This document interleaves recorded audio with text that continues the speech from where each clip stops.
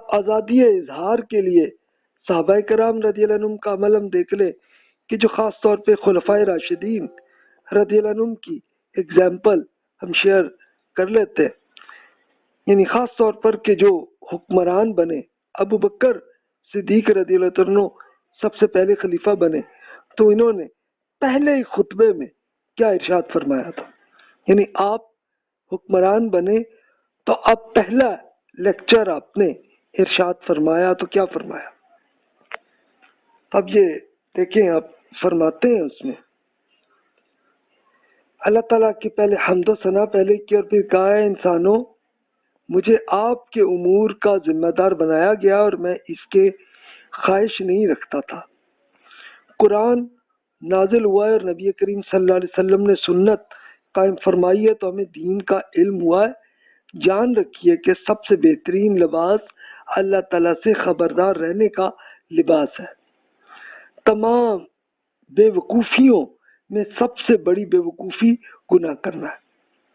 آپ میں سے جو شخص سب سے زیادہ طاقتور ہے وہ میرے نزدیک اس وقت سب سے زیادہ کمزور ہے جب تک کہ میں اس سے اس کے ذمہ عائد حق وصول نہ کر لوں.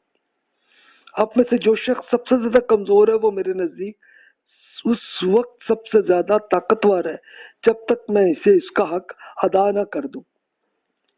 اے انسانوں میں تو دین کی پیروی کرنے والا ہوں نہ کہ کوئی بدعت پیدا کرنے والا. کیا میں اچھا کام کروں آپ میری مدد کیجیے گا اور اگر میں غلط راستہ اختیار کروں تو مجھے سیدھا بھی آپ کر دیجیے گا. تو اب دیکھیے کہ یہ پہلے حکمران ابو بکر صدیق رضی اللہ عنہ یہ ارشاد فرما رہے ہیں. تو اب یہ جو طاقتوروں کو کیوں کمزور کہہ رہے ہیں کہ یعنی اسپیشل جو امیر لوگ ہیں وہ اس وقت تک کمزور ہیں کہ اب حکومت پر ذمہ داری ہے کہ ان سے زکوٰۃ لیں. زکوٰۃ لے لی تو پھر ٹھیک ہے، پھر اب وہ نارمل وہ ہو گئے. اور کمزور کون ہے کہ جو غریب آدمی جو بھی ہیں تو اور جو غلام بھی ہوں تو ان کے لیے اب ابو بکر رضی اللہ عنہ ان کو طاقتور اس لیے قرار دے رہے ہیں کہ جب تک میں ان کو پورا ذمہ داری پوری نہ کروں، ان کو کا فنڈ ان کو دے نہ دوں، تب تک وہی وہ زیادہ طاقتور ہے. یعنی میں ذمہ دار ہوں تو اپنے آپ کو پھر وہ کمزور وہاں پہ سمجھ رہے ہیں اور فرما رہے ہیں کہ بھی اگر میں اچھا کام کروں تو اس پہ عمل کریں اور اگر میں غلطی کروں تو آپ ٹھیک کریں. تو یہ دیکھیں ابو بکر صدیق رضی اللہ عنہ کا یہ عمل تھا. اچھا دوسرے حکمران دیکھیں عمر رضی اللہ عنہ کا کیا معاملہ تھا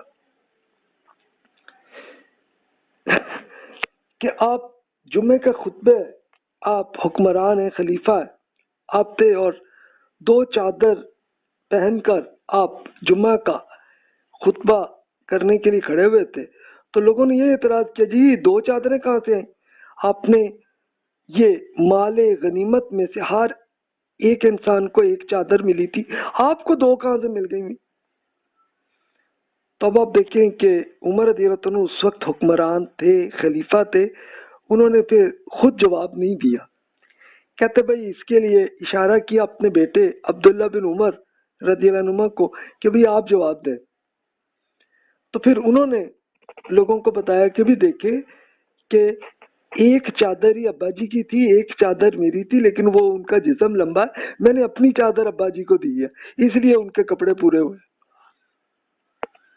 تو پھر لوگوں کے جتنا اعتراض تھا اس میں عمر رضی اللہ عنہ نے کسی پہ کوئی گستاخ نہیں کہا کسی کو، بلکہ ان کو پورا پازیٹیو طریقے سے اس کا دیا.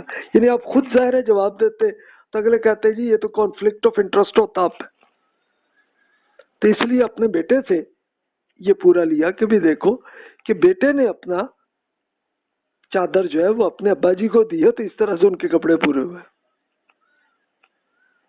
یہ اب دیکھیں اس طرح سے چلا. ایک اور دلچسپ واقعہ، یہ وہ واقعہ تھا کہ عمر رضی اللہ عنہ پھر جمعے کا خطبہ فرما رہے تھے اور اس میں انہوں نے یہ فرمایا کہ بھی حق مہر کی کچھ ایک لمٹ طے کرنے کا میں پلان کر رہا ہوں. تو آپ نے جمعے کے خطبے میں یہ ارشاد فرمایا. اب ہوا یہی کہ اب جمعے کی نماز میں مرد بھی ہوتے تھے خواتین بھی ہوتی تھی. تو ایک خاتون نے کھڑے ہو کے وہاں پہ بڑی سختی سے اختلاف کیا اور کہا کہ عمر آپ کو کیا حق ہے کہ آپ یہ حق مہر کی آپ لمٹ کریں جب رسول اللہ صلی اللہ علیہ وسلم نے کوئی لمٹ نہیں رکھی، تو آپ کیوں کر رہے ہیں؟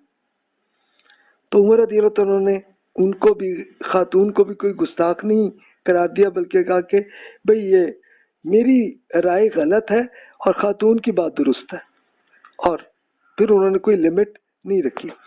اچھا، وہ انہوں نے اس لیے یہ لمٹ کی رکھی تھی کہ اب ظاہر ہے کہ اب بہت ساری فتویٰ ہوئی تھیں، تو اب بہت بڑا فنڈ مسلمانوں میں آ گیا ہوا تھا مال غنیمت میں، اور پھر اس کے ساتھ ساتھ پھر رومن اور پرشین امپائر کی بہت زرخیز زمینیں حکومت کی تھیں، تو وہ آ گئی تھیں۔ تو اس کے لیے عمر رضی اللہ عنہ نے یہی پلان کیا تھا کہ بھی اس کے لیے کام وہی نان مسلمز کریں کہ جو انہی کھیتوں پہ جو کام کرتے ہیں وہ کریں، اور اس کے لیے جو پیداوار آئے تو اس کا 50% انہی نان مسلمز کو ملے اور 50% مل کے ہم غریب لوگوں تک پہنچائیں۔ تو یہ ان کی پلاننگ تھی، تو اس لیے پھر وہ غریب آدمی بھی اتنے امیر ہو گئے تھے کہ لوگ زکوٰۃ بھی نہیں لیتے تھے، نہیں بھی ہمیں ضرورت ہی نہیں، یہ حالت ہو گئی تھی۔ اور اس کے لیے تب ہو گیا تھا کہ شادی کے وقت حق مہر خاتون کو دینی ہے، تو وہ اس کی اماؤنٹ اتنی زیادہ بڑھ گئی تھی، تو اس لیے عمر رضی اللہ عنہ سوچ رہے تھے کہ یار اس کو اب کوئی لمٹ ہونی چاہیے، تو اس پہ خاتون نے پھر یہ کیا۔ تو اب آپ یہ ذرا خود امیجن کریں۔ اچھا، میں نے وہ مدینہ کی جب ہسٹری میں پڑھی تو اس وقت پتہ چلا کہ یہ ہو گیا تھا کہ فرسٹ فلور، گراؤنڈ فلور پہ جو ہے نا وہ مرد ہوتے تھے، اور فرسٹ فلور پہ خواتین وہ آ جاتی تھی جمعہ میں، ورنہ رسول اللہ صلی اللہ علیہ وسلم کے زمانے میں مسجد نبوی تو بہت چھوٹی سی تھی، اور ظاہر ہے کہ لوگوں کی تعداد بھی زیادہ نہیں تھی، تو وہ ایک لائن پہ مرد اور ایک لائن پہ خواتین اس طرح سے نماز پڑھتے تھے۔ ایک اور مثال دیکھیے، عمر رضی اللہ عنہ نے یہ کہا کہ ابھی ان کی حکومت بہت اچھی چل رہی تھی، تو آپ نے فرمایا کیا میں بادشاہ ہوں یا خلیفہ؟ تو اس پہ سلمان فارسی رضی اللہ عنہ نے جواب دیا کہ اگر آپ مسلمانوں کے زمین میں سے 1 درہم یا اس سے کم یا زیادہ وصول کریں اور اسے ناحق خرچ کر لیں تو پھر آپ بادشاہ ہیں، ورنہ خلیفہ نہیں ہیں۔ تو عمر رضی اللہ عنہ یہ سن کر رونے لگے تھے۔ اب آپ دیکھیں کہ سلمان رضی اللہ عنہ بھی کیسا کریٹیکل انالیسس اپنے خلیفہ کا کر رہے ہیں، اور سلمان رضی اللہ عنہ اس سے پہلے غلام تھے، لیکن غلام جب آزاد ہوئے تو ان کا سٹیٹس بھی کیسا کہ وہ اپنے حکمران پہ بھی یہ پورا کریٹیکل انالیسس کر رہے ہیں۔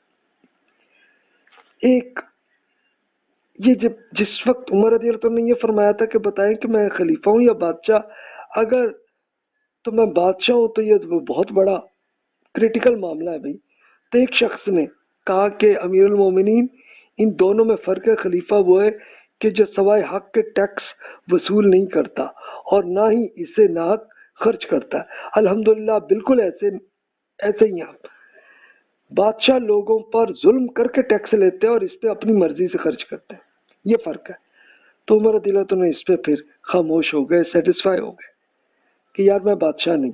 تو بس اب پریکٹیکلی آپ دیکھیے کہ یہ صاحب، اب ان کا نام نہیں پتا ہسٹری میں کہ انہوں نے جو جواب دیا کوئی صحابی تھے یا کوئی نیکسٹ جنریشن کے تابعی ہوں گے، تو انہوں نے اس کو خلیفہ اور بادشاہ کا فرق یہ بیان کر دیا۔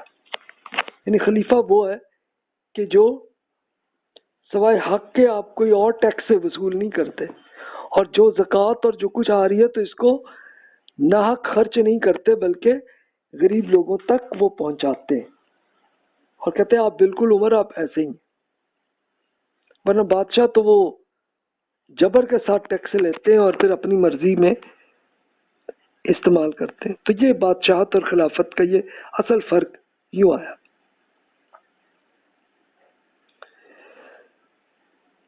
اب آپ یہ دیکھیے کہ عمر رضی اللہ عنہ نے خلیفہ بننے کے بعد بھی کافی عرصے تک سیلری بھی نہیں لی، بلکہ اپنا جو بھی ان کا جتنا بھی فنڈ، ان کے بچت جتنی تھی تو اسی سے خرچ کرتے رہے، لیکن کچھ عرصے بعد وہ بھی ختم ہو گیا۔ پھر صحابہ کرام سے پوچھا بھی اب میں گھر کا خرچہ کیسے پورا کروں؟ تو اس پہ عثمان اور سعید بن زید رضی اللہ تعالیٰ عنہما دونوں نے مشورہ یہ دیا کہ جناب آپ نے کھانے اور لباس کے لیے رقم بیت المال سے آپ لینا شروع کریں، یہ سیلری آپ لیں۔ تو ابراہیم کہتے ہیں کہ اپنے دور خلافت میں عمر رضی اللہ عنہ روزانہ 2 درہم تنخواہ لیتے تھے اور میری تنخواہ 180 درہم ہوا کرتی تھی۔ اب ابراہیم، اب یہ پتہ نہیں صحابی ہیں، ان کے پورا نام نہیں پتا یا تابعی ہیں، تو وہ بیان کرتے ہیں کہ ذرا دیکھیں کہ خلیفہ کی سیلری کتنی ہے، ایک دن 2 درہم، اور ایک ابراہیم وہ رضی اللہ عنہ یا رحمۃ اللہ علیہ جو بھی صحابی یا تابعی ہیں، تو وہ ایک سپاہی ہیں اور ان کو 180 پر ڈے کی حساب سے سیلری مل رہی ہے، یعنی لیکن عمر رضی اللہ عنہ کی سیلری کتنی تھی، اس سے آپ خود امیجن کر سکتے ہیں۔ اچھا، ایک اور صحابی کی آپ مثال وہ علی رضی اللہ عنہ کے کیس میں آپ دیکھ لیں، اس کے حکومت میں جج تھے قاضی شریح رحمۃ اللہ علیہ، جو تابعی تھے، جو علی رضی اللہ عنہ کے اسٹوڈنٹ تھے، اب وہ جج بنے تھے۔ تو ان کی عدالت میں ایک یہودی نے مقدمہ، وہ علی رضی اللہ عنہ پر یہ مقدمہ کیا تھا۔ تو اب ہوا یہ کہ مقدمہ وہ کیا تھا کہ جناب میری یہ اسلحہ جو ہے نا وہ علی رضی اللہ عنہ نے لیا تھا تو اس کے پیسے نہیں دیے مجھے واپس، مقدمہ یہ تھا۔ تو علی رضی اللہ عنہ نے اب یہ گواہ کے طور پر حسن اور قمبر رضی اللہ عنہ کو پیش کیا۔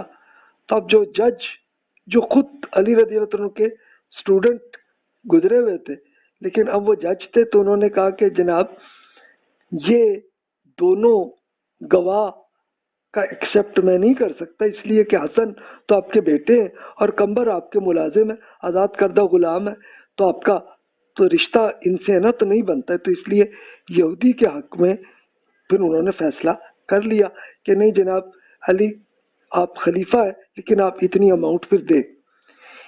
اب یہ پورا سنتے ہوئے جو یہودی تھے انہوں نے یہ سنا تو وہ اسلام قبول کر لیا، کہا کہ یار یہ اتنی عدالت ایسی چل رہی ہے۔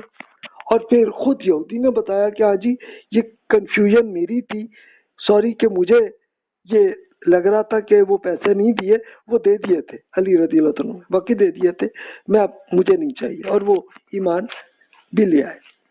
تو آپ خود ذرا امیجن کریں کہ اس طرح سے نفسیاتی غلامی کو رسول اللہ صلی اللہ علیہ وسلم نے کیسے ختم کیا۔ تو جناب یہاں پہ اب ہمارا یہ لیکچر ختم ہوتا ہے۔